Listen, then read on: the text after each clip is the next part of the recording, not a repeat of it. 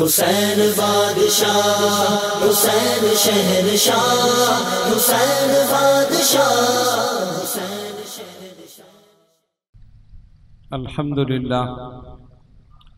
الحمدللہ رب العالمین، والصلاة والسلام علی من کان نبیا وآدم بین الماء والطین وعلی آلہ واصحابہ اجمعین، اما بعد فاعوذ باللہ من الشیطان الرجیم، بسم اللہ الرحمن الرحیم۔ ان اللہ وملائکتہ یصلون علی النبی یا ایہا الذین آمنوا صلوا علیہ وسلموا تسلیما۔ اللہم صل علی سیدنا مولانا محمد وعلی آل سیدنا مولانا محمد صلاۃ دائمۃ بدوام الملک الحی القیوم۔ موسم کی خرابی کے باعث جلسہ شروع ہونے میں تاخیر ہوئی، لیکن الحمدللہ آپ حضرات بڑے ذوق اور شوق کے ساتھ آئے ہیں۔ اللہ تبارک و تعالی ہم سب کی حاضری کو قبول فرمائے اور ائمہ اہل بیت کے فیضان سے مستفیض فرمائے۔ جس طرح کہ آپ کو معلوم ہے کہ ایک ترتیب کے ساتھ یہ بیانات چل رہے ہیں، اور گزشتہ کل ہم نے آپ کے سامنے حضرت امام علی رضا رضی اللہ تعالی عنہ کے متعلق بیان کیا تھا۔ آج انشاءاللہ تعالی دو اماموں کے متعلق بیان کریں گے، حضرت امام محمد تقی اور حضرت امام علی نقی رضی اللہ تعالی عنہما۔ وما توفیقی الا باللہ العلی العظیم۔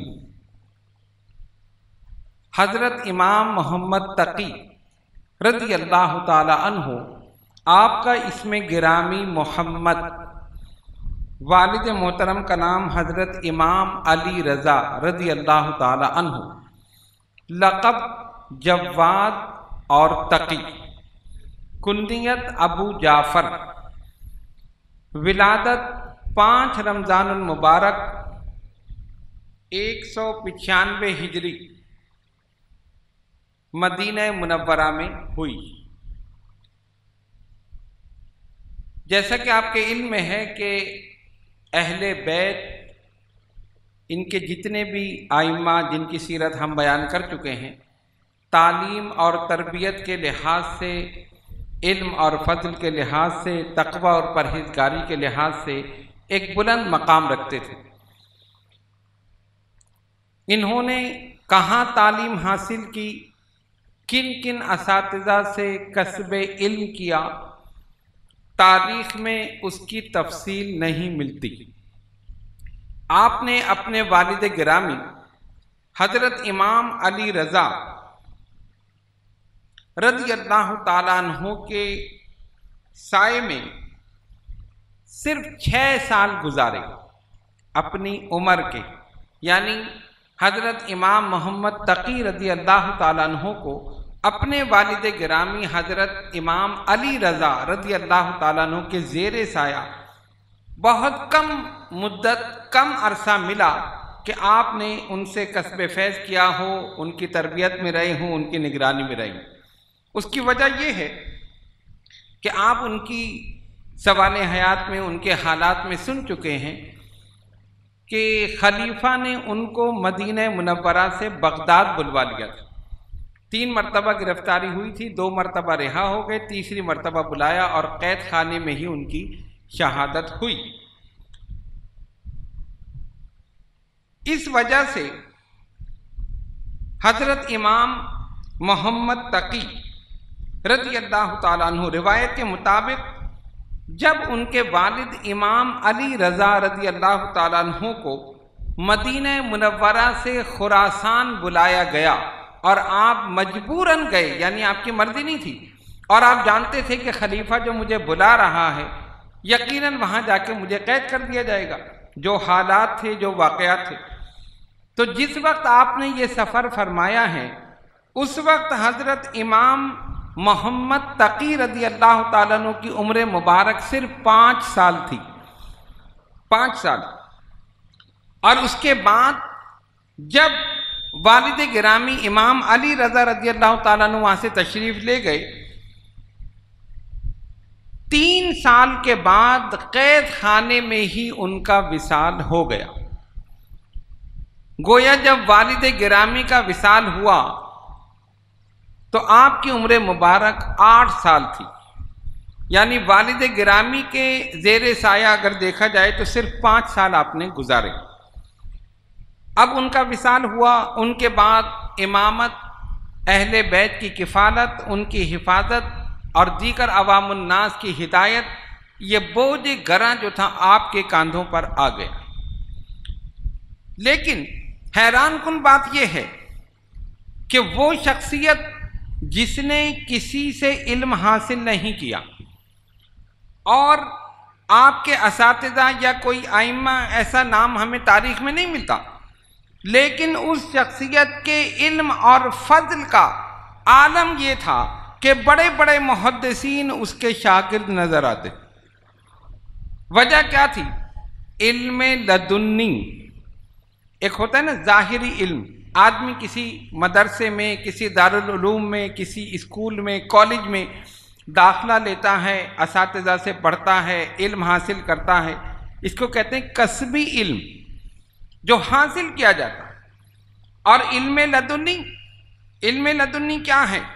پہلے یہ سمجھیے، علم لدنی علم وہبی کو کہتے ہیں، اور اس کو علم عطائی بھی کہتے ہیں، اس کو علم ربانی بھی کہتے ہیں، یعنی بغیر کسی خارجی ذریعے کے علم قلب میں اتر جائے، یہ علم لدنی بغیر کسی خارجی ذریعے کے۔ اب آپ دیکھیں نبی پاک علیہ الصلوۃ والسلام نے کس سے علم حاصل کیا؟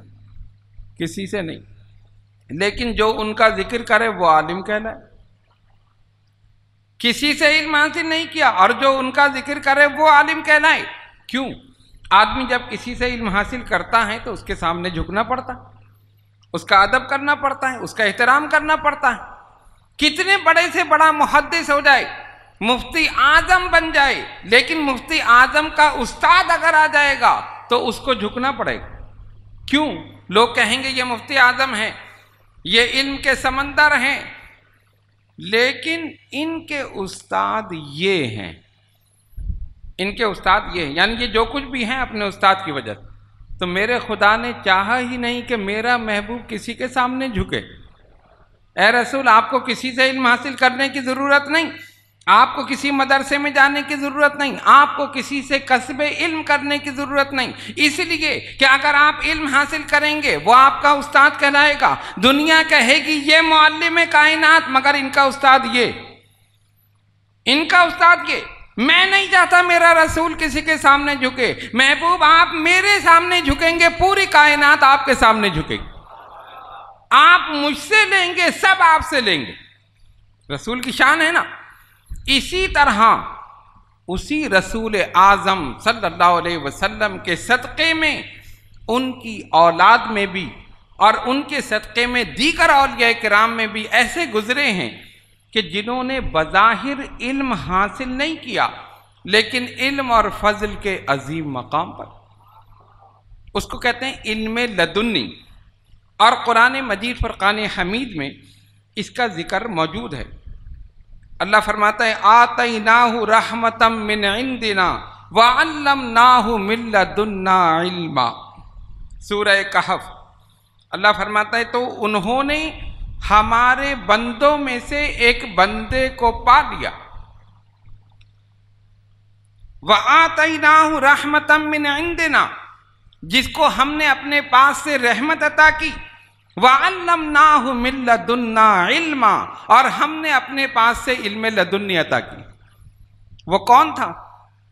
آپ علماء کرام سے سنتے رہتے ہیں حضرت موسیٰ اور حضرت خضر علیہ السلام کا واقعہ، سفر مجمع البحرین، جب اللہ نے فرمایا تھا کہ موسیٰ تم سے زیادہ بھی علم رکھنے والا ایک ہے۔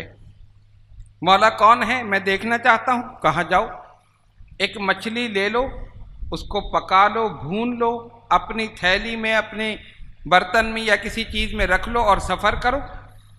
جس مقام پر وہ مچھلی زندہ ہو کر سمندر میں کود جائے وہیں ہمارا بندہ تمہیں ملے گا جو سب سے زیادہ علم رکھتا ہے۔ موسیٰ علیہ السلام نے کہا ٹھیک، ایک مچھلی لے لی، اس کو پکا لیا یا بھون لیا، اپنی زنبیل میں رکھ لیا، اور آپ کے ساتھی حضرت یوشع بن نون رضی اللہ تعالیٰ عنہ جو حضرت موسیٰ علیہ السلام کے ساتھ تھے، چلے دونوں۔ ایک مقام آیا، موسیٰ علیہ السلام تھک گئے، میں ذرا آرام کر لوں، انہوں نے کہا ٹھیک ہے، آپ لیٹ گئے آرام کرنے کے لیے۔ وہ جس ٹوکری میں یا برتن میں مچھلی تھی اس کو رکھ دیا سائڈ، اسی مقام پر مچھلی زندہ ہوئی اور سمندر میں چلی۔ بھنی ہوئی مچھلی، بھنی ہوئی، ارے جب بھن جائے وہ کہاں سے زندہ ہو کے چلی گئی۔ اور وہی نشانی اللہ تعالیٰ نے بتائی تھی کہ جس مقام پر مچھلی زندہ ہو کر سمندر میں کود جائے وہیں ہمارا بندہ ہے۔ اچھا، حضرت یوشع بن نون نے دیکھا اور حضرت موسیٰ علیہ السلام نے فرمایا تھا جب ایسا ہو نا تو مجھے بتا دینا۔ انہوں نے سوچا کہ میں ان کو اٹھاؤں گا، آرام میں خلل ہوگا، چلو اٹھیں گے بعد میں بتا دوں کہ یہاں پر ایسا ہوا ہے۔ جب موسیٰ علیہ السلام نیند سے بیدار ہوئے تو کہا چلو بھئی سفر کے لیے سامان اٹھاؤ۔ انہوں نے سامان اٹھایا، چل پڑے۔ اب سفر کرتے کرتے کرتے کئی منزلیں گزر گئیں، جب آگے پہنچے تو اب حضرت موسیٰ علیہ السلام کو بھوک لگی تو حضرت یوشع بن نون رضی اللہ تعالیٰ عنہ سے فرمایا لاؤ کھانا لاؤ۔ اب کھانا کیا تھا؟ وہی مچھلی جو ہم بھون کر لائیں۔ اب ان کو یاد آیا، ارے وہ مچھلی تو چلی گئی تھی، کہاں چلی گئی؟ جس مقام پر آپ سونے کے لیے لیٹے تھے وہیں وہ زندہ ہو کر سمندر میں کود گئی تھی۔ آپ نے فرمایا مجھے کیوں نہیں بتایا؟ اللہ نے یہی تو نشانی بتائی تھی کہ جس مقام پر مچھلی زندہ ہو کر سمندر میں کود جائے وہیں ہمارا بندہ تمہیں ملے گا۔ کہا میں نے سوچا آپ سو رہے ہیں، اٹھاؤں گا، نیند میں خلل پڑے گا، آرام میں بتا دوں گا، میرے ذہن سے نکل گئی۔ چلو واپس، پھر واپس چلے، پھر سفر کرتے کرتے اسی مقام پر پہنچے، دیکھا کہ ایک صاحب چادر اوڑے لیٹے ہیں۔ موسیٰ علیہ السلام نے فرمایا السلام علیکم ورحمۃ اللہ۔ انہوں نے جواب دیا وعلیکم السلام ورحمۃ اللہ، اور وہیں چادر کے اندر سے کہا کہ یہاں سلام کرنے والے کہاں سے آ گئے؟ حضرت خضر علیہ السلام نے چادر ہٹائی اور موسیٰ علیہ السلام کو دیکھا تو جو لیٹے ہوئے تھے وہ حضرت خضر علیہ السلام۔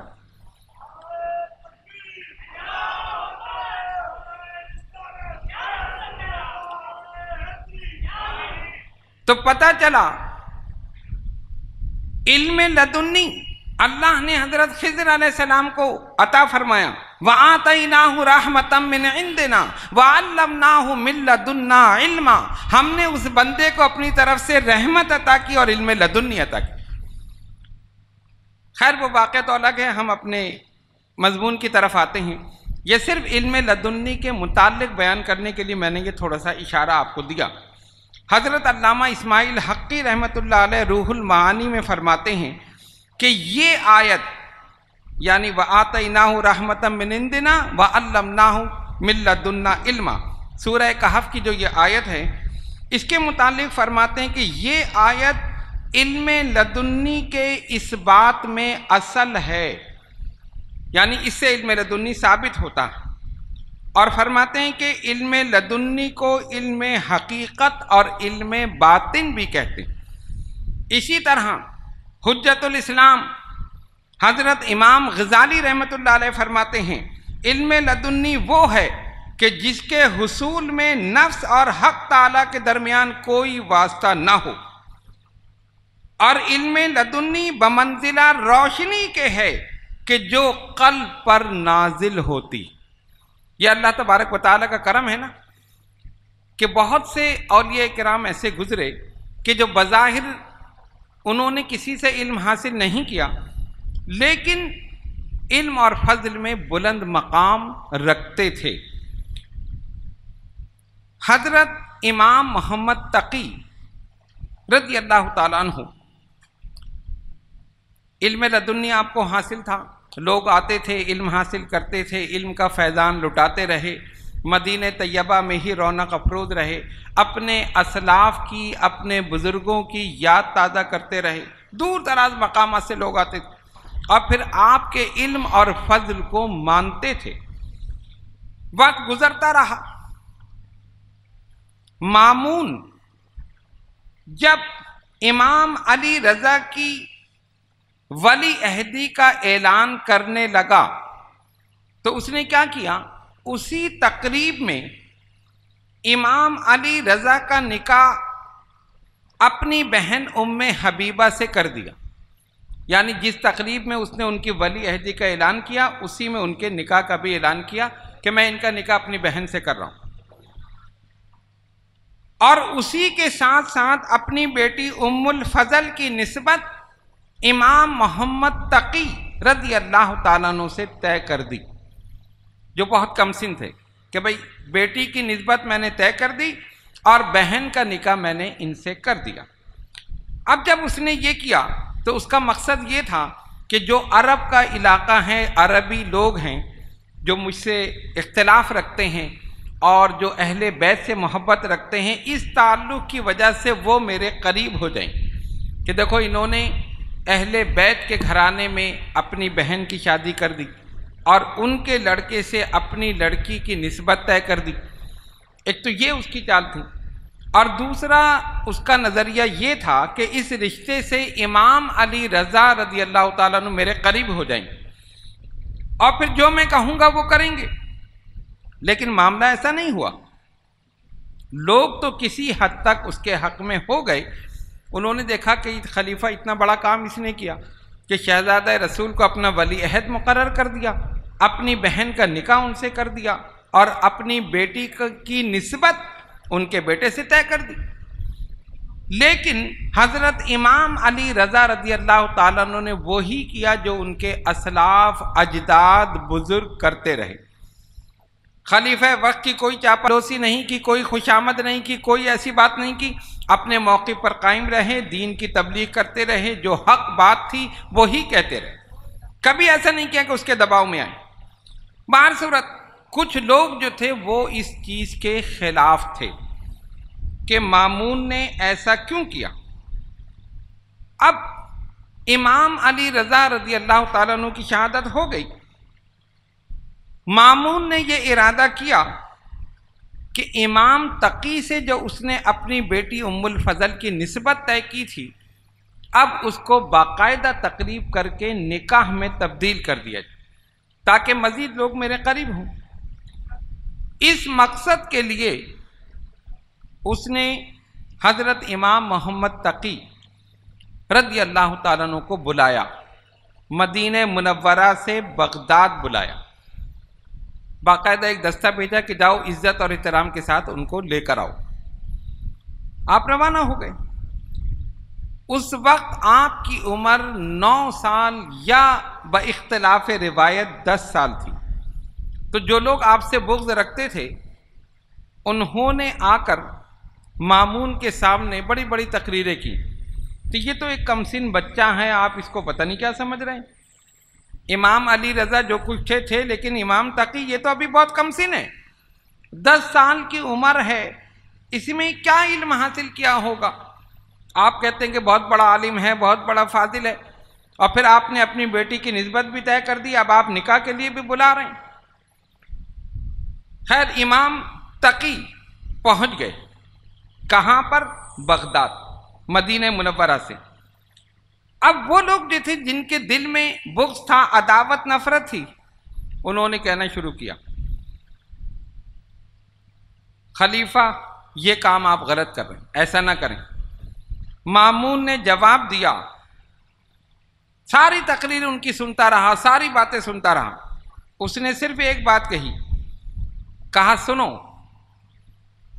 امام محمد تقی اگرچہ کم سن ہیں، کم عمر ہیں، لیکن میں نے یہ اندازہ کر لیا ہے کہ تمام اوصاف و کمالات میں اپنے باپ کے صحیح جانشین ہیں. جو کچھ ایک امام میں ہونا چاہیے ساری صلاحیتیں ان کے اندر موجود ہیں. تم ان کی عمر کو نہ دیکھو، ان کے پاس علم ہے، فضل ہے، تقوی ہے، پرہیزگاری ہے، یہ سارے اوصاف ان کے اندر ہیں. انہوں نے کہا نہیں ایسا نہیں ہو سکتا. مامون نے کہا اچھا اگر ایسا ہے تو امتحان لے لو. انہوں نے کہا ٹھیک ہے. بغداد کے ایک بہت بڑے عالم جن کا نام تھا یحییٰ بن اقسیم، بڑے ان کے علم کا شہرہ تھا، فضل، تقوی، بڑے لوگ مانتے تھے سب سے بڑے عالم یہی. ان کو بلایا دربار میں. کس لیے؟ امام محمد تقی رضی اللہ تعالیٰ عنہ کا امتحان لینے کے لیے. آپ تشریف لے آئے. 900 کرسیاں صرف علماء کے لیے رکھی گئی. آپ اندازہ کریں 900 کرسیاں، یعنی 900 تو علماء تھے ہی، اس کے علاوہ بھی تھے. اور یہ جو سب سے بڑے عالم تھے جن کا نام تھا یحییٰ بن اقسیم، ان کے لیے ایک الگ کرسی سامنے رکھی گئی. امام تقی کو مامون نے اپنے پاس بٹھایا اور کہا کہ ٹھیک ہے اب سوال کرو. یحییٰ بن اقسیم نے مامون سے کہا کہ میں ان سے سوال کر لوں. کہا مجھ سے کیوں پوچھتے ہو، ان سے پوچھو. تو اس نے پھر حضرت امام محمد تقی رضی اللہ تعالیٰ عنہ سے پوچھا کیا میں آپ سے سوال کروں؟ فرمایا پوچھو جو پوچھنا چاہتے. اب تمام لوگ دیکھ رہے ہیں علم کا توازن نہیں. ایک طرف 10 سال کا بچہ، دوسری طرف ایک بڑی عمر کا عالم، تجربے کار، جس کے علم کا شہرہ پورے بغداد میں، اور سب مانتے ہیں کہ بغداد کا سب سے بڑا عالم یہی ہے یحییٰ بن اقسیم. آپ نے فرمایا سوال کرو. اب سب حیران. یحییٰ بن اقسیم نے امام تقی سے سوال کیا. کہا یہ بتائیے حالت احرام میں اگر کوئی شخص شکار کرے تو اس کا کیا حکم ہے؟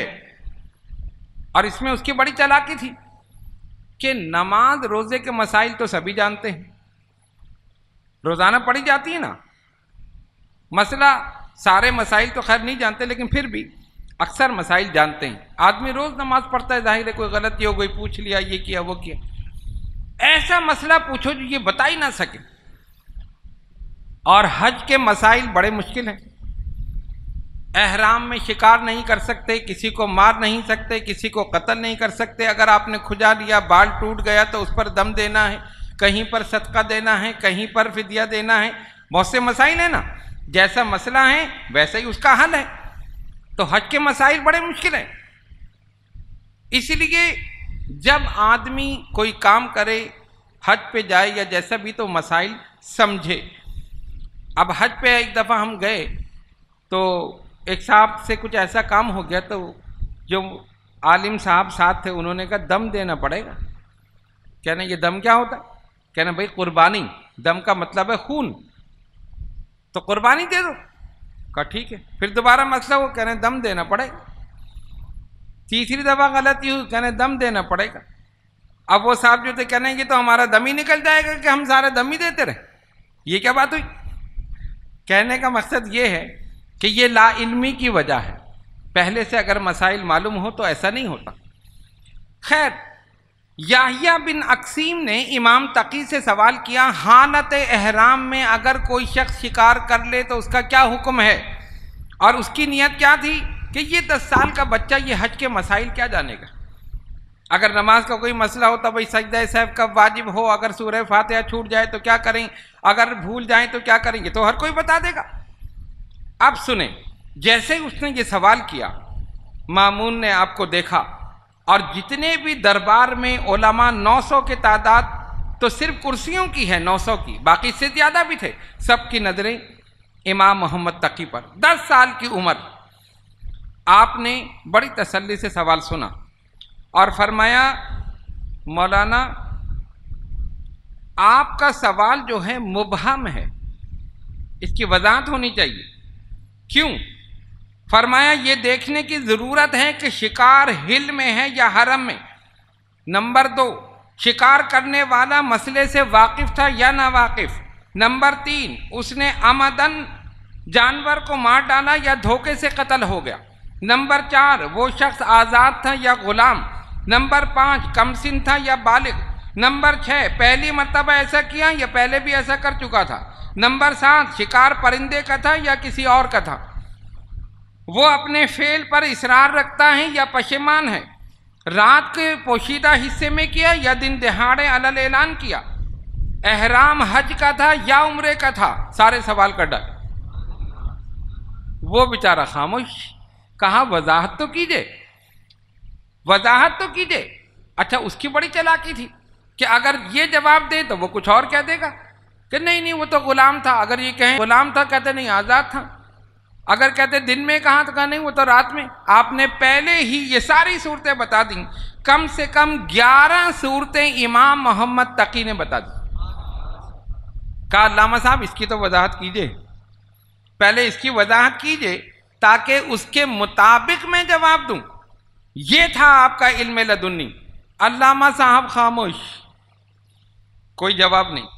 فرمایا جواب دیجئے. اب خاموش ہو گئے. جب آپ نے کوئی جواب نہیں دیا، پورے دربار پر سناٹا طاری ہو گیا. تب مامون نے کہا آپ ہی جواب دے دیں. امام تقی سے کہا آپ جواب دے دیں. سب نے دیکھ لیا نا کہ یہ بار بار پوچھ رہے ہیں، وہ خاموش بیٹھے حیران پریشان. یہ 10 سال کی عمر کا بچہ اور اس کی باتیں.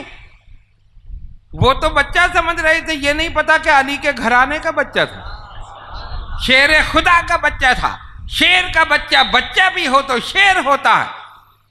معمولی سمجھ رہے تھے. علم اور فضل دکھایا، بتا دیا میری رگوں میں علی شیر خدا کا خون ہے، جو باب مدینۃ الحکمہ اور باب مدینۃ العلم ہے. ارے ان کی اولاد نہیں جانے گی تو کون جانے گا؟ وہی علم تو چلا آ رہا تھا. اب خاموش. مامون نے کہا آپ جواب دے دیں. آپ نے فرمایا سنو، پہلی بات یہ ہے اس کا جواب یہ ہے، دوسری بات یہ ہے اس کا جواب یہ ہے، تیسری بات یہ ہے اس کا جواب یہ ہے. 11 باتیں جو آپ نے بیان فرمائیں وہ باتیں بھی بیان کر دی، ان کا جواب بھی دے دی. پورا دربار سبحان اللہ سے گونج اٹھا، اش اش کر اٹھے. مامون نے آپ کی پیشانی کو بوسہ دے دی اور آپ نے بتا دیا میری عمر نہ دیکھو، میرے نسب کو دیکھو، میری فضیلت کو دیکھو، میرے علم کو دیکھو. ارے عمر کو دیکھ کر تم بچہ سمجھ رہے ہو کہ 10 سال کا بچہ کیا کرے گا؟ سب کی زبانیں بند، سب خاموش. مامون خوش ہو گیا. دیکھا میں نہیں کہتا تھا اس کا علم کتنا ہے، اور علم کیسا تھا جو کسی سے حاصل ہی نہیں کیا تھا. علم لدنی جو قلب پر القا ہوا تھا من جانب اللہ، وہ ہے علم لدنی. آپ کی شادی ہو گئی ام الفضل سے جو مامون کی بیٹی تھی. شادی کی تقریب ہوئی، خلیفہ نے تحائف، پیسہ، زیورات جو کچھ دینا تھا اس نے دیا. 1 سال مکمل آپ بغداد میں رہے، 1 سال. اور 1 سال کے بعد مدینہ منورہ تشریف لے گئے. جاتے وقت بھی خلیفہ وقت نے، کیونکہ آپ داماد بن چکے تھے، بیٹی کو رخصت کرنا تھا، تو کثیر مال آپ کو دیا، تحفے تحائف دیے اور بڑے شاندار طریقے سے رخصت کیا. حضرت امام محمد تقی رضی اللہ تعالیٰ عنہ سفر کرتے ہوئے مدینہ طیبہ پہنچ گئے اور اسی معمول کے مطابق اپنی زندگی شروع کر دی. اور جو مال تھا وہ سب صدقات و خیرات میں دے دیا، اپنے پاس نہیں رکھا. وہی جو نسبت، جو طریقہ اجداد کا چلا آ رہا تھا کہ جو بھی آیا آپ نے اس کو دے دی، کوئی خالی نہیں لوٹا. سلسلہ چلتا رہا. پھر مامون کا انتقال ہو گیا، جس کے آپ داماد تھے. اب جب اس کا انتقال ہوا تو اس کی جگہ اس کا بھائی موتمن، جو امام علی رضا کے بعد ولی عہدی پر بیٹھا تھا، یعنی امام علی رضا کا جب انتقال ہوا یا شہادت ہوئی تو پھر اس کو ولی عہد بنایا گیا تھا. اور اس نے اپنا لقب رکھا معتصم باللہ عباسی. نام تھا موتمن اور لقب رکھا معتصم باللہ عباسی. یہ تخت سلطنت پر بیٹھا.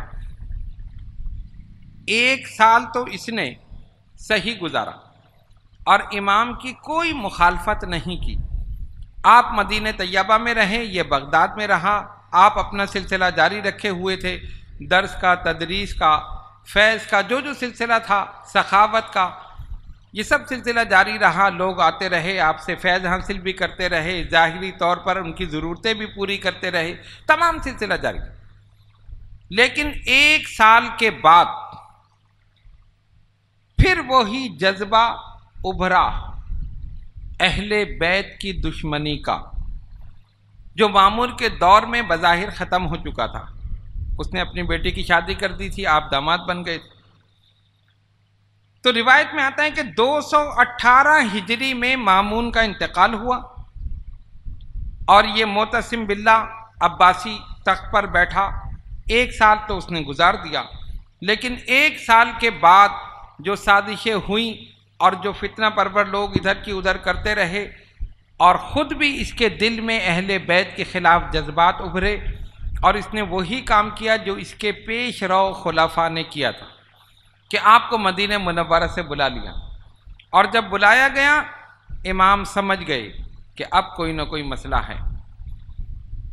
حالات آپ دیکھ رہے تھے، اور اللہ تبارک و تعالی نے کیونکہ آپ کو علم لدنی عطا فرمایا تھا، جس کو علم باطن، علم عطائی، علم ربانی کہا جاتا ہے، تو جس وقت امام تقی کو مامون کے انتقال کی خبر ملی، آپ نے اسی وقت فرمایا اب 30 ماہ کے بعد میں بھی دنیا سے رخصت ہو جاؤں، 30 ماہ کے بعد میں بھی دنیا سے رخصت ہو جاؤں۔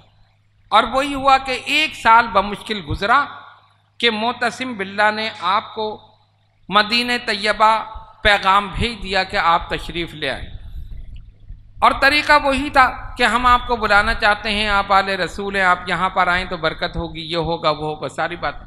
لیکن امام تقی سمجھ گئے تھے کہ اب معاملہ کچھ اور ہے۔ آپ تشریف لے گئے اور اس نے وہاں ٹھہرایا آپ کو عزت احترام کے ساتھ، لیکن آہستہ آہستہ اس کے تیور بدلنا شروع ہو گئے۔ پھر سلطنت عباسیہ میں مختلف دور میں تبدیلی آتی رہی۔ امام تقی رضی اللہ تعالیٰ عنہ کے دور امامت میں معتصم باللہ کا انتقال ہوا اور واسق باللہ کی حکومت شروع ہوئی۔ پھر 236 میں واسق دنیا سے رخصت ہوا اور مشہور ظالم سفاک دشمن اہل بیت متوکل تخت حکومت پر بیٹھا۔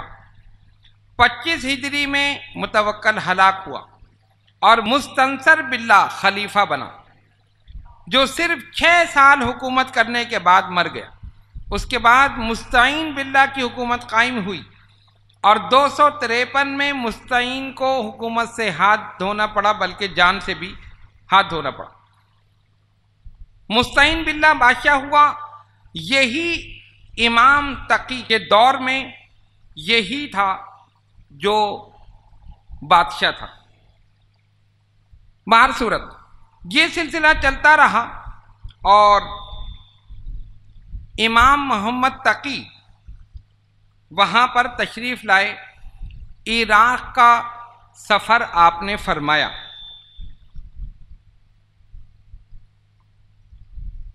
لوگ آپ کے علم و فضل، تقوی، پرہیزگاری، ان تمام چیزوں کے قائل تھے، لیکن اس طرف سے حکومت مخالف تھی، سازشیں ہو رہی تھیں، حالات آپ نے دیکھ لیے تھے۔ وہاں پر پہنچ گئے اور بعض روایتوں میں یہ آیا کہ آپ کو وہاں پر نظر بند کر دیا گیا یا قید کر دیا گیا۔ اللہ تبارک و تعالی نے آپ کو بڑا مقام اور مرتبہ عطا فرمایا تھا۔ حماد بن عیسیٰ ایک شخص آپ کی خدمت میں حاضر ہوئے۔ وہ کہتے ہیں کہ امیہ بن علی اور حماد بن عیسیٰ یہ دونوں حاضر ہوئے حضرت امام محمد تقی رضی اللہ تعالیٰ عنہ کی خدمت میں، اور آ کر کہتے ہیں کہ ہم سفر کے لیے جا رہے ہیں، اگر آپ کی اجازت ہو تو ہم سفر کر لیں۔ کہاں جا رہے ہو؟ کہاں؟ فلاں علاقے میں جا رہے ہیں۔ آپ نے فرمایا کہ آج تم یہ سفر ملتوی کر دو، آج سفر نہ کرو۔ کیوں؟ بس میں کہتا ہوں آج سفر ملتوی کر دو۔ تو امیہ بن علی کہتے ہیں کہ میں نے فوراً جا کر سفر ملتوی کر دیا، یعنی جو سامان میں نے رکھا تھا، رخت سفر جو باندھا تھا، کہ امام نے کہہ دیا لہذا اب میں نہیں جاؤں گا۔ جبکہ حماد بن عیسیٰ انہوں نے کہا نہیں، ہم نے تو تیاری کر لی، ہمارا سامان تو باہر رکھا ہوا ہے، گھر کے باہر سواری تیار ہے، ہمیں تو جانا ہے۔ ٹھیک ہے تم جاؤ۔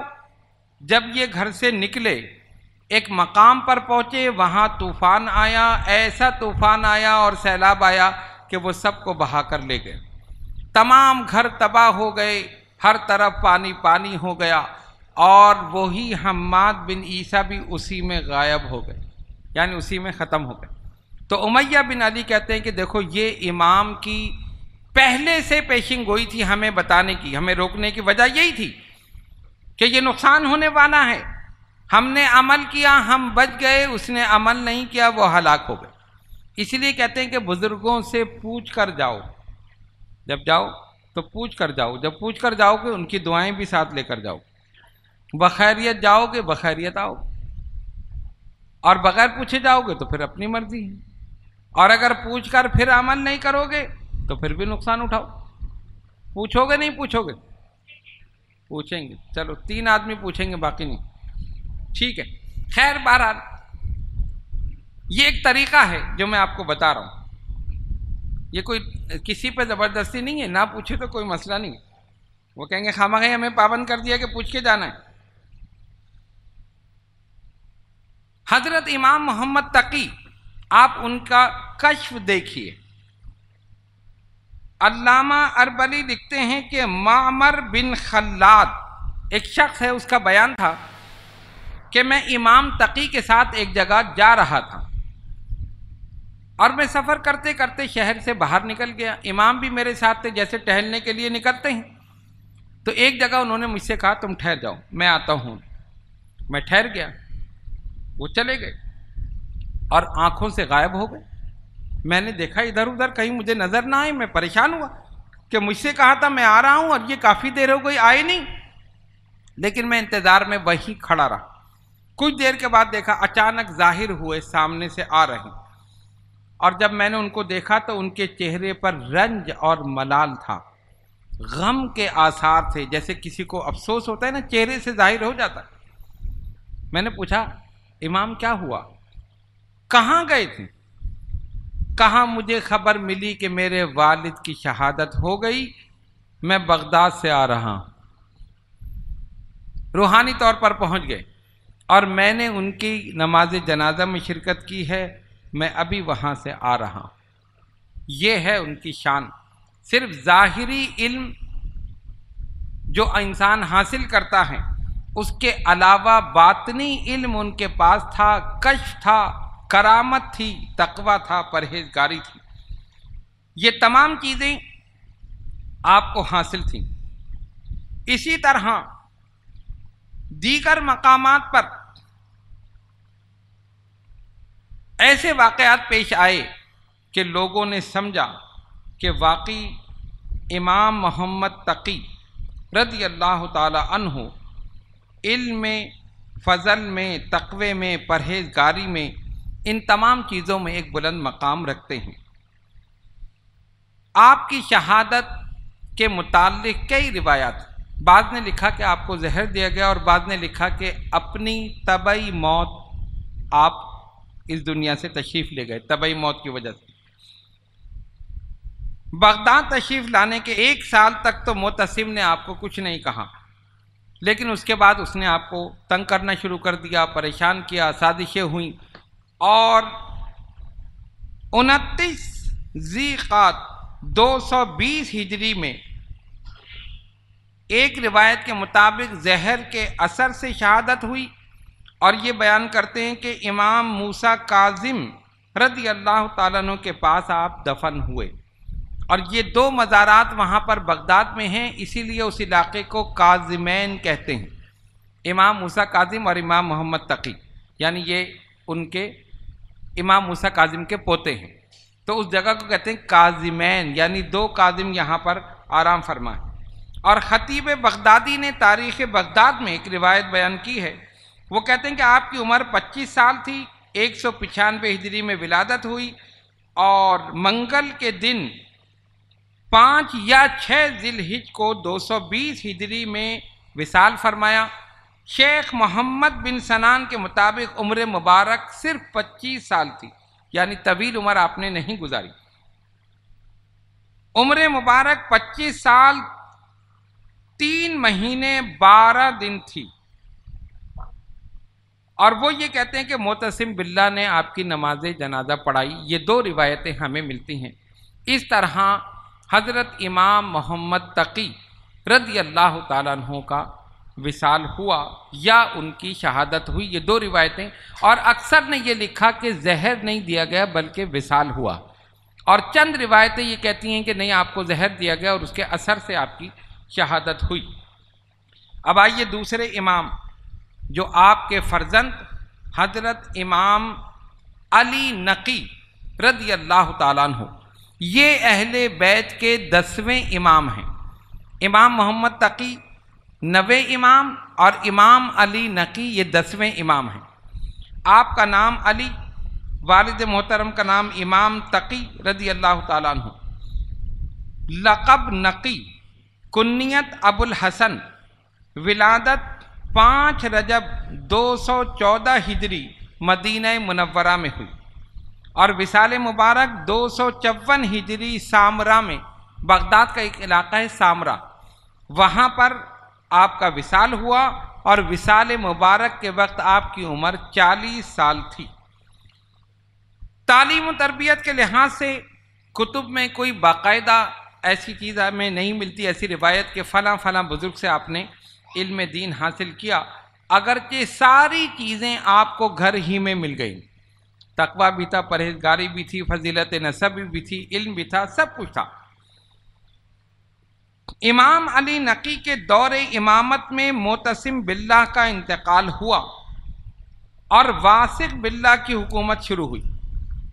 236 ہجری میں واسق دنیا سے رخصت ہوا، اور اس کے بعد متوکل جو تھا وہ تخت نشین ہوا۔ یہ نہایت ظالم اور جابر انسان تھا، اور اہل بیت سے اس کو بہت زیادہ بغض تھا، بلکہ یہاں تک لکھا ہے کہ اس کے دربار میں حضرت علی شیر خدا رضی اللہ تعالیٰ عنہ کی شان میں گستاخیاں کی جاتی تھیں، گالیاں دی جاتی تھیں، اور اس قسم کی حرکتیں ہوتی تھیں۔ یہ ہنستا تھا، ٹھٹے لگاتا تھا، مذاق اڑاتا تھا حضرت علی شیر خدا رضی اللہ تعالیٰ عنہ کا، اور اس کے جو رعایا تھی، جو درباری تھے، وہ بھی اسی قسم کے گستاخ تھے، یہاں تک کہ اس کے بیٹے نے اس کو تنبیہ کی کہ ایسا نہ کرو، اگر یہ لوگ کر رہے ہیں تو کم سے کم تم نہ کرو، حضرت علی کی شان میں گستاخی نہ کرو۔ تو اس نے ایک نظم لکھ کر دربار میں ہی کسی کو دی کہ یہ پڑھو، وہ اپنے بیٹے کے متعلق تھی، جس میں بیٹے کے متعلق گالیاں تھیں۔ اب آپ اندازہ کر سکتے کہ کیسا بدبخت انسان تھا، کیونکہ اس کے دل میں وہی بغض، عداوت، یہ تمام چیزیں تھیں، تو اس نے بھی حضرت امام علی نقی رضی اللہ تعالیٰ عنہ کو تنگ کیا۔ اسی طرح پھر ایک کے بعد ایک عباسی خلیفہ جو تھے وہ مرتے رہے، دوسرا بنتا رہا، پھر مرتے رہے، تیسرا بنتا رہا، یہاں تک کہ معتز باللہ بادشاہ ہوا، اور یہ امام علی نقی کے زمانے میں یہی آخری بادشاہ تھا، معتز باللہ۔ ایک مرتبہ ایسا ہوا کہ متوکل جو تھا بیمار ہو گیا، اور اس کے جسم پر ایک پھوڑا نکل آیا جس کا علاج نہیں تھا۔ بہت سے حکماء نے علاج کیا، ڈاکٹر تو اس زمانے میں تھے نہیں، جتنا علاج کیا وہ اور بڑھتا گیا، یہ تنگ ہو گیا۔ تو کسی نے کہا کہ امام علی نقی جن کو اس نے قید کر دیا تھا یا نظر بند کر دیا تھا، ان سے پوچھو۔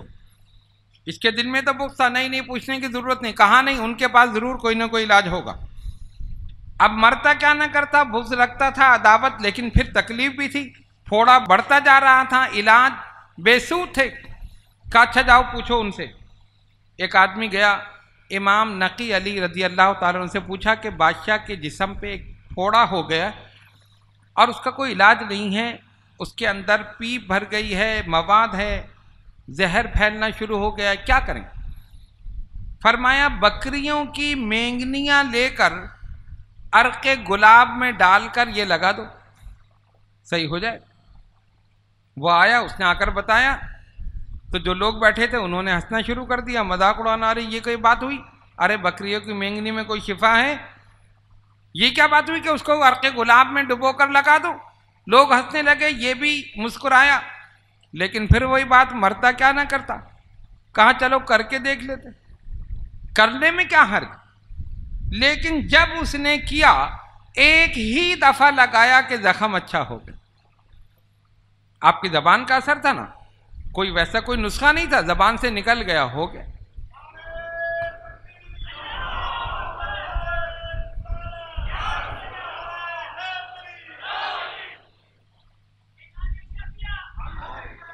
جو زبان سے نکل گیا وہ ہو گیا۔ علامہ جامی شواہد النبوت میں فرماتے ہیں کہ آپ کی زبان مبارک سے جو نکل جاتا تھا وہ ہو جاتا تھا۔ ایک آدمی آیا، اس نے کہا امام یہ جو شہر کا قاضی ہے یہ بڑا سخت ہے، ہر ایک پر ظلم کرتا ہے، فلاں کے خلاف فیصلہ کر دیا، اس کے خلاف کر دیا، اور کبھی نہیں مانتا، اپنی بات پر اڑ جاتا ہے، فلاں فلاں پہ اس نے ظلم کیا ہے۔ آپ نے کچھ دیر توقف کیا، فرمایا 2 مہینے بعد نجات مل جائے گی۔ کیا مطلب؟ یہ تو قاضی القضاء ہے، اس کو کون ہٹائے گا؟ فرمایا 2 مہینے بعد نجات مل جائے گی۔ وہ چلا گیا۔ ٹھیک 2 مہینے بعد خلیفہ کی طرف سے کسی بات پر عتاب ہوا اور اس کو معزول کر دیا، اپنے گھر جا کر بیٹھ گئے۔ جو آپ کی زبان سے نکلا وہی ہو گیا۔ اللہ تبارک و تعالی نے اپنے ان نیک برگزیدہ بندوں کو یہ مقام عطا فرمایا، یہ مرتبہ عطا فرمایا ہے کہ جو وہ کہہ دیتے ہیں خالق کائنات اپنے کرم سے اسے پورا کر دیتا ہے۔ حضرت امام علی نقی آیت بہادر، جرات مند اور کلمہ حق کہنے والے تھے، کسی سے ڈرنے والے نہیں، متوکل، کیونکہ بہت زیادہ ظالم اور جابر مشہور تھا۔ ایک شخص نے جو اس کے بیٹوں کو پڑھاتا تھا، اس سے آپ اندازہ لگائیں کہ کتنا ظالم تھا، اس کے بیٹوں کو پڑھاتا تھا۔ ایک دن اس نے پوچھا میرے یہ 2 بیٹے جو تمہارے پاس پڑھ رہے ہیں، یہ دونوں تمہارے نزدیک زیادہ محبوب ہیں یا امام حسن حسین محبوب ہیں؟ اب پوچھو، ذرا غور کرو، کہاں سے کہاں ملا رہا، ان کی نالین کے برابر بھی نہیں، اور کہتا ہے میرے یہ دونوں بیٹے تجھے محبوب ہیں یا امام حسن حسین محبوب ہیں؟ وہ پڑھانے والا بھی تو عاشق رسول تھا، عاشق اہل بیت تھا۔ اس نے کہا امام کی بات تو الگ ہے، علی کا غلام بھی مجھے ان بیٹوں سے زیادہ محبوب۔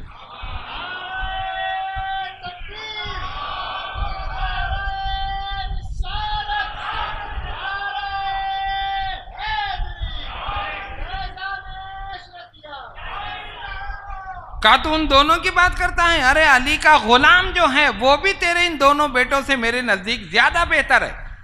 اس نے کہا اچھا، تیش میں آ گیا، غصے میں، اور بلایا جلاد کو، کہا اس کی زبان گدی سے کھینچ لو، اس کی زبان گدی سے کھینچ لو، اور اسی طرح کیا گیا، ان کی شہادت ہو گئی، شہادت ہو گئی۔ آپ ذرا دیکھیں کہ کتنا دردناک منظر ہوگا اور کتنی دردناک موت ہوگی کہ گدی سے زبان کھینچ لی جائے۔ اسی میں ان کی شہادت ہو گئی۔ شہادت تو ہو گئی لیکن علی پر قربان ہو گئے، اور وہاں کیا مقام اور کیا مرتبہ ان کو ملا ہو۔ حق بات کہہ دی۔ امام علی نقی رضی اللہ تعالیٰ عنہ نے بھی اسی طرح متوکل کے سامنے کلمہ حق بلند کیا۔ کسی نے خبر دی، تمہیں پتہ نہیں ہے کہ امام علی نقی جو ہیں وہ اپنے گھر میں اسلحہ جمع کر رہے ہیں، وہاں پر سازشیں ہو رہی ہیں، وہ حکومت کے خلاف تحریک چلانے والے ہیں، مدینے کے سارے لوگ جمع ہو رہے ہیں۔ عجیب عجیب قسم کی بات۔ اس نے فوراً ایک دستہ بھیجا، جاؤ جا کر گرفتار کرو۔ وہ آیا، انہوں نے آ کے پورے گھر کی تلاشی لی، سوائے قرآن کریم کے اور چند دعا کی کتابوں کے کچھ نہیں ملا۔ یہی تھا اس گھر میں، اور آپ بغیر چادر کے ریت کا فرش، یعنی پکا فرش بھی نہیں تھا، اتنی فقیری کی کیفیت، اس ریت کے فرش پر قبلہ رخ آرام فرما رہے ہیں۔ لیکن بدبختوں نے اسی کیفیت میں آپ کو اٹھایا، انہی کپڑوں میں آپ کو سواری پر بٹھایا اور متوکل کے سامنے پیش کر دیا۔ جب پیش کیا اور آپ وہاں پر گئے، جیسے ہی داخل ہوئے تو وہ ظالم اور جابر خلیفہ متوکل، اس نے آپ کو دیکھا، دیکھتے ہی ایک دم آپ کا رعب اس پہ پڑا۔ سپاہی تو سوچ رہے تھے کہ اب دیکھو کیا ہوتا ہے، جو باتیں اس تک پہنچی ہیں یقیناً ان کے قتل کا حکم دے گا، لیکن اس پہ ایک رعب طاری ہوا۔ آپ کو تعظیم کے ساتھ بٹھایا، اپنے پاس بٹھایا، عزت احترام کے ساتھ۔ اس کے ہاتھ میں شراب کا جام تھا، پی رہا تھا، آپ کی طرف بڑھا دیا، تم بھی پیو۔ فرمایا خلیفہ میرا خون اور میرا گوشت اس سے پاک ہے، کبھی بھی یہ ناپاک قطرہ نہ میرے خون میں نہ میرے گوشت میں داخل نہیں ہوا، اب کیسے ہو سکتا ہے؟ ایک دم گھبرا گیا۔ اچھا سپاہیوں نے دیکھا، انہوں نے کہا اب خیر نہیں، ظالم آدمی تھا، کسی کی گردن اڑا دی، کسی کو لٹکوا دیا، کسی کو کچھ کر دیا، ارے اتنی بڑی بات خلیفہ سے کہہ دی، خاموش۔ فرمایا اپنے پاس رکھ، مجھے مت دے یہ گلاس۔ اس نے فوراً وہ رکھ دیا، بلکہ سپاہی سے کیسے اٹھا کے لے جاؤ، سپاہی لے گئے۔ پھر اس نے کہا آپ مجھے کچھ شعر سنائیں۔ فرمایا میں شعر گوئی نہیں کرتا۔ نہیں آپ کو سنانے پڑیں گے۔ بھائی میں کہتا ہوں شعر گوئی نہیں کرتا، اب خلیفہ ہے نا، دماغ خراب ہے اقتدار میں، اور اس کو کوئی بہانہ بھی چاہیے تھا کہ اگر نہیں کریں گے تو پھر میں ظلم کروں گا یا کوئی نہ کوئی سزا، مجھے آپ سے شعر سننے ہیں۔ بس اللہ کا کرم ہوا، آپ نے فی البدی شعر کہنا شروع کر دی۔ کہا اچھا ٹھیک ہے، اگر سننا چاہتے ہیں نا سن۔ فی البدی شعر کہے جن کا ترجمہ یہ تھا کہ لوگ آج اقتدار اور اختیار کے نشے میں ہیں، کل قیامت میں انہیں معلوم ہو جائے گا وہ کس کروٹ لیٹتے ہیں۔ آج لوگ کرسی اقتدار پر بیٹھ کر معصوم لوگوں پر ظلم اور ستم کر رہے ہیں، کل انہیں اللہ کی بارگاہ میں پتہ چلے گا کہ ان کے ساتھ کیا ہو۔ اس قسم کے اشعار جن کا ترجمہ ہی یہ تھا کہ جو ڈائریکٹ اسی کے اوپر جا رہا، ظالم بھی تھا، جابر بھی تھا، اور غرور تکبر بھی تھا، پوری ایک نظم آپ نے کہہ دی فی البدی۔ اب وہ تو ظاہر عربی جانتا تھا، ترجمے کی ضرورت ہی نہیں تھی، سنتا رہا۔ جو درباری تھے انہوں نے کہا اب ان کی خیر نہیں، یا تو ان کو لٹکوا دے گا یا پھر سر تن سے جدا کرا دے گا یا پھر اذیتیں دے گا، لیکن وہاں الٹا ہی حساب ہوا، اس کی آنکھوں سے آنسو جاری ہو، آنکھوں سے آنسو جاری ہو گئے، اور اس کے بعد آپ کو انعام و اکرام دے کے رخصت کر دی۔ اللہ کا کرم ہے، اللہ تبارک و تعالی جسے بچانا چاہے اسے کوئی نہیں مار سکتا، اور جس کے لیے اس کی طرف سے موت مقرر ہو اسے کوئی بچا نہیں سکتا۔ حقیقت ہے، قرآن نے کہا کل نفس ذائقۃ الموت، ہر نفس کو، ہر ذی روح کو موت کا مزہ چکھنا ہے، اور موت ایک ایسی اٹل حقیقت ہے جس سے انکار نہیں کیا جا سکتا۔ کسی عمر میں بھی موت آ سکتی ہے، کسی وقت بھی موت آ سکتی ہے، کسی لمحے میں بھی موت آ سکتی ہے۔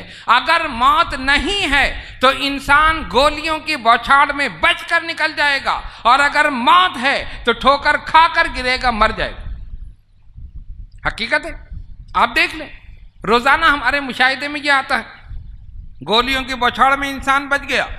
کیسے بچ گیا؟ کوئی نہ کوئی بہانہ ہو گیا، آدمی جھکا، اوپر سے گولی نکل گئی، بچ گیا، اور ٹھوکر کھا کر گرا، مر گیا۔ پروٹوکول، سپاہی، محافظ، ان کے درمیان بھی موت آئی ہے یا نہیں آئی؟ تو کیا یہ سپاہی موت سے بچا سکتے ہیں؟ کیا یہ محافظ موت سے بچا سکتے ہیں؟ کیا یہ قلعے اس کے اندر بند ہو جاؤ موت سے بچا سکتے ہیں؟ نہیں، اللہ کی ذات بچا سکتی۔ اس نے موت کا ایک وقت متعین کر دیا۔ اگر انسان ہر وقت اپنی موت کو یاد رکھے اور یہ سوچے کہ کبھی بھی آ سکتی ہے، تو کبھی کوئی غلط کام نہیں کرے۔ ایک بزرگ نے ایک بادشاہ کو سمجھانے کے لیے کہا کل صبح تجھے موت آ جائے گی۔ کیا مطلب؟ صبح؟ ہاں، بس صبح کا سورج تجھے دیکھنا نصیب نہیں ہو۔ اس نے کہا رے یہ تو معاملہ خراب، صبح موت آئی کہ بالکل سورج تو دیکھ ہی نہیں سکتا۔ اب اس نے کیا کیا؟ مصلی اور تسبیح منگا لی۔ یہی ہوتا ہے نا، پھر اللہ کی طرف رجوع ہوتے جب موت نظر آتی، مولا تو ہی بچانے والا ہے، تو ہی سنبھالنے والا ہے۔ اور جب نہیں، انسان کی کیفیت یہی ہے، انسان کی کیفیت یہی کہ خوشی میں یاد نہیں کرتا رب کو، مصیبت پڑے تب یاد کرتا۔ قرآن کہتا ہے وَإِذَا مَسَّ الْإِنسَانُ ضُرٌّ دَعَانَا لِجَنبِهِ أَوْ قَاعِدًا أَوْ قَائِمًا، جب ہم انسان کو کوئی تکلیف دیتے ہیں کبھی جھکتا ہے کبھی قیام کرتا ہے۔ فَلَمَّا كَشَفْنَا عَنْهُ ضُرَّهُ مَرَّ، اور جب وہ تکلیف وہ پریشانی اس سے دور کر دیتے ہیں كَأَن لَّمْ يَدْعُونَا، ایسا ہو جاتا ہے کہ اس نے ہمیں پکارا ہی نہیں، ایسا ہو جاتا ہے کہ اس نے ہمیں پکارا ہی نہیں۔ اگر یہ چاہتے ہو کہ اللہ تبارک و تعالی تم سے راضی رہے تو خوشی میں بھی اسے پکارو، خوشی میں بھی اسے پکارو۔ ہم غم میں پکارتے ہیں، ہم تکلیف میں پکارتے ہیں، پریشانی میں پکارتے ہیں۔ آپ دیکھیں نا، ایک دن اگر بخار چڑھ جائے، یعنی یہ ہم سب کے ساتھ یہ ہے، یہ مشاہدے کی بات بتا رہا ہوں، ہمارے ساتھ بھی، آپ کے ساتھ، سب کے ساتھ، ایک دن بخار چڑھ جائے نا تکلیف ہوتی ہے۔ صبح کوئی گیا خیریت پوچھنے، ارے یار ساری رات میں جاگتا رہا، پوری رات جاگ کر گزاری، پوری رات پریشانی میں گزاری، 101 بخار، 102 بخار۔ اچھا، ایک رات نیند نہیں آئی تو واویلا، اور اس سے پہلے کتنی راتیں سوتے رہے کبھی شکر ادا کیا؟ کتنی راتیں سوتے رہے کبھی شکر ادا کیا؟ مولا تیرا کرم ہے، تو نے نیند جیسی نعمت مجھے دی۔ نیند بھی بڑی نعمت ہے، نیند نہیں آتی نرم اور گداز گدوں پر، اے سی میں نیند نہیں آتی، ولیم 5 ولیم 10 کھا رہے ہیں، نیند نہیں آ رہی۔ اور ایک مزدور کو دیکھو درخت کے نیچے بے خبر سو رہا۔ نیند نعمت ہے، اور یہ جتنی نعمتیں ہیں ہر نعمت پر اللہ کا شکر ادا کرو۔ سو جاؤ تو اٹھ کر شکر ادا کرو، سونے لگو تو سونے سے پہلے شکر ادا کرو، کھانے بیٹھو تب شکر ادا کرو، کھا چکو تب شکر ادا کرو، فارغ ہو جاؤ تب شکر ادا کرو، ہر حال میں شکر ادا کرو۔ اللہ فرماتا ہے لَإِن شَكَرْتُمْ لَأَزِيدَنَّكُمْ، اگر شکر کرو گے ہم اور اضافہ کر دیں گے، وَلَئِن كَفَرْتُمْ إِنَّ عَذَابِي لَشَدِيدٌ، اور اگر کفران نعمت کرو گے تو جان لو ہمارا عذاب بڑا سخت ہے۔ تو ہم شکر ادا نہیں کرتے، ذرا سی تکلیف ہوئی ہم نے کیا دیا کری، تو بادشاہ نے کیا کہا، کل صبح تجھے موت آ جائے گی، سورج نکلنے سے پہلے تو مر جائے۔ اب بادشاہ پریشان، نماز پڑھی، پھر نوافل پڑھے، پھر قرآن پڑھا، کہا جتنے قیدی ہیں سب کو آزاد کر دو، جن کو ظلماً بند کیا تھا ان کو آزاد کر دیا، جو غلام تھے ان کو آزاد کر دیا، جو لونڈیاں تھیں ان کو آزاد کر دیا، غریبوں میں زکوٰۃ خیرات تقسیم کر دی۔ صبح تو مجھے مرنا ہے، اب مرنے کے لیے تیار بیٹھے۔ اب دیکھا کہ سورج طلوع ہونے والا ہے، اور حضرت نے فرمایا تھا کہ طلوع ہونے سے پہلے تجھے موت آ جائے گی۔ اب بیٹھے گئے، اب آئے حضرت اسرائیل علیہ السلام، اب آئے، وہ آئے نہیں، سورج طلوع ہو گیا۔ ارے یہ کیا ہوا، حضرت نے تو فرمایا تھا۔ پھر بلایا ان کو، آپ نے تو کہا تھا کہ صبح سورج طلوع ہونے سے پہلے تو مر جائے گا۔ کہا میں تجھے یہ سکھانا چاہتا تھا، یہ بتانا چاہتا تھا، جب موت کو تو نے اپنے سامنے دیکھا تو تیری کیفیت کیا ہوئی، رجوع اللہ ہوا یا نہیں ہوا؟ تو جب تجھے پتہ ہی نہیں کہ کب موت آئے گی تو پھر یہ ساری غلط باتیں کیوں ہو رہی؟ کسی پر ظلم، کسی پر زیادتی، کسی کے حقوق کو غصب کرنا، کسی کی جائیداد پہ قبضہ کرنا، یتیموں، بیواؤں، مسکینوں کا مال کھانا، یہ کس بلبوتے پر؟ کب موت آئے گی تجھے پتا ہے؟ کبھی بھی آ سکتی ہے۔ ابھی تو نے یہ سمجھا کہ فلاں وقت آئے گی تو پوری رات تو نے عبادت میں گزار دی۔ اپنے ذہن میں یہ سوچ لے کہ کبھی بھی موت آئے گی، میرے سامنے کھڑی ہے، کبھی کوئی غلط کام نہیں کرے۔ حقیقت یہی ہے کہ اگر ہم سب اپنی موت کو یاد رکھیں، کبھی بھی کوئی غلط کام نہ کریں، اور صرف یہ سوچیں کہ ایک دن اللہ تبارک و تعالیٰ کی بارگاہ میں حاضر ہونا ہے اور ایک ایک عمل کا حساب اس کی بارگاہ میں دینا۔ اگر یہ چیز یاد رہے تو پھر کبھی بھی انسان صراط مستقیم سے نہیں بھٹک سکتا۔ تو سپاہی آپ کو پکڑ کر لے گئے معتصم باللہ کے سامنے، متوکل کے سامنے۔ آپ نے نہایت جرات اور بہادری کا اظہار کیا، اشعار پڑھے، اور اللہ کا کرم یہ ہوا کہ اس کی آنکھوں سے آنسو جاری ہو گئے۔ لیکن بہرحال پھر وہی بدبختی اس کے ساتھ تھی، اور اس کے بعد اس نے آپ کو تنگ کرنا اس کے بعد بھی نہ چھوڑا، اور بعض روایتوں میں آیا کہ اس کے بعد اس نے خاموشی اختیار کر لی۔ کئی روایتیں اس کے متعلق ہمیں ملتی ہیں۔ معتز باللہ کے دور میں 3 رجب 254 ہجری میں سامرا کے مقام پر، سامرا ایک علاقہ ہے بغداد میں، جہاں پر حضرت امام حسن عسکری رضی اللہ تعالیٰ عنہ کا مزار مبارک ہے، اس فقیر کو وہاں حاضری کی سعادت حاصل ہوئی۔ تو وہاں پر ایک جگہ آپ کو نظر بند رکھا گیا تھا، کوئی عوام آپ سے مل نہ سکیں، آپ ان سے مل نہ سکیں، درس و تدریس، تقریر، یہ تمام چیزیں ان سب پر پابندی تھی۔ وجہ وہی تھی کہ بادشاہ کو اپنے اقتدار کا خطرہ تھا، اپنی حکومت کا خطرہ تھا کہ لوگوں کے دل ان کے ساتھ ہیں، انہوں نے دعویٰ کر دیا میری حکومت ختم ہو جائے گی۔ اس وجہ سے ہمیشہ یہ عباسی خلفاء جو تھے یا ان سے قبل بنو امیہ کے تھے، ان سب کا اہل بیت سے یہی جھگڑا رہا، جبکہ اہل بیت اطہار کے تمام ائمہ نے اپنے اپنے دور میں اس چیز کو واضح کر دیا کہ ہم خلافت نہیں چاہتے، نہ ہم اس کے تمنا کرتے ہیں، نہ خواہش کرتے ہیں، نہ اس کے لیے کوشش کرتے، لیکن پھر بھی ان کو خطرہ رہا۔ اور اسی دوران 254 ہجری میں حضرت امام علی نقی رضی اللہ تعالیٰ عنہ کی وفات ہوئی۔ ان کے متعلق بھی بعض کہتے ہیں کہ زہر دیا گیا، لیکن اکثریت کی رائے یہ ہے کہ زہر نہیں دیا گیا، ان کی وفات ہوئی، طبعی موت ہوئی۔